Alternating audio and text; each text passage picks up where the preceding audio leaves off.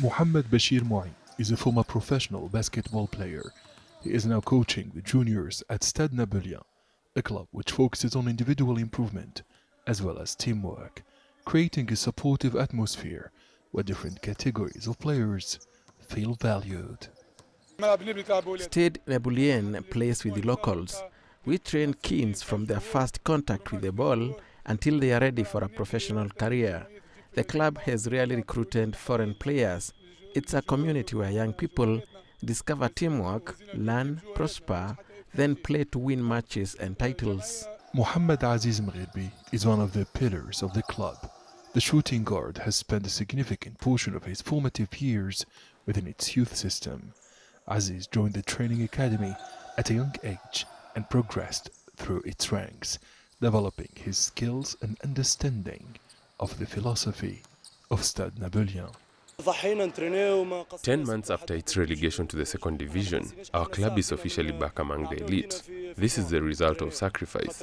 In June 2024, we all decided to overcome challenges by working hand in hand with our coaches. We did not have any days off. We trained during the weekends and public holidays.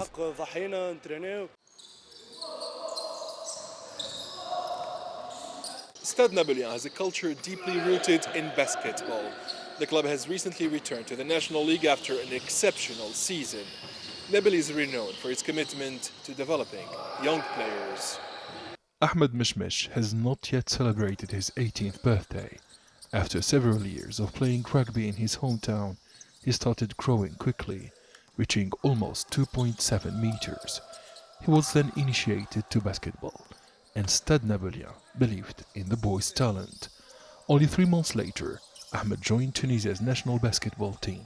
Strong and agile, a talented player was revealed. I am a cadet player, but I only play in the junior and senior age categories. This is my first year with the seniors. I was meant for a career in rugby. I was taller than most of my teammates.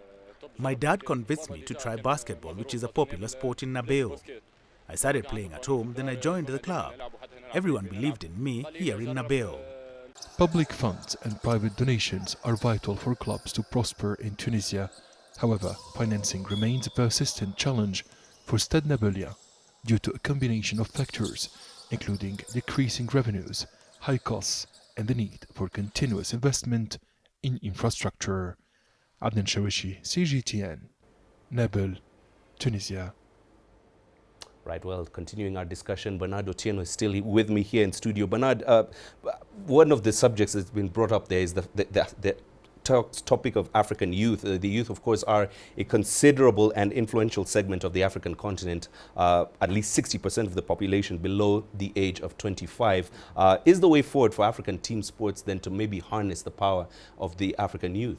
Certainly, there's no two ways about it. The youth is a conveyor belt of all these other senior teams. If you don't have a good junior team, you're not going to have a good senior team, because where are you getting the players from? A couple of years back, a country like Seychelles had a population that was not growing that big. So we had the same team of football for a very long time. Okay, the result is the same players are playing the same tactics, so you're not going anywhere. But when you have a youth conveyor belt that is feeding other teams, look at Senegal, then you win everything almost at all levels. It's because of the youth feeder team.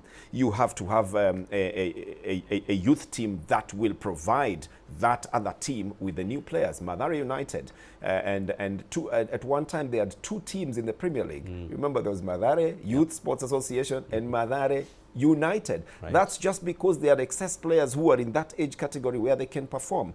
That's the success of it all. That's why we have the World Youth Championships, even in athletics. That's why we have the World Youth Games. That's why we have university games. This conveyor belt starts from primary school to secondary school to colleges to university, then ultimately to the World Championships. Right, and finally, very quickly, in the past, of course, maybe the success of youth in sports was seen as maybe how you're able to convey African sportsmen from the continent to go to play in Europe. Is there a chance maybe possibly in the future where Africa is able to retain its sports stars here on the African continent? If we're going to have a good package for them to stay here in Africa, then they will. I can give you the story of Ethiopia. There's a very vibrant league that goes in there. But you hardly ever hear of professional Ethiopian players anywhere in the leagues out there. Why? They get paid so well to be in there. If we can retain them here, that would be nice. But they also need that exposure out there to be able to play internationally.